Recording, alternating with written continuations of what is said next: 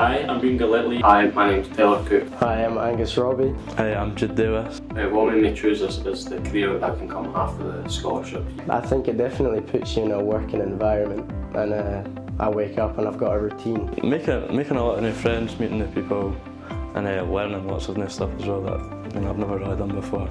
It does feel good to be a part of something new, especially in terms of net zero. A wee bit of pressure as well if you are going down this route, but at the same time it's quite exciting. I'm quite excited if I could be a part of that. Yeah, without engineering there wouldn't be anything. Everything's engineered in a way. If you're going for engineering, keep your options varied. It's definitely something you should consider.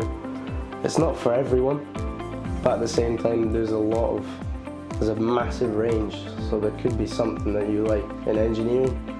You go for it. You'll like it. If you've got any ambition to do it, then you'll like it 100%.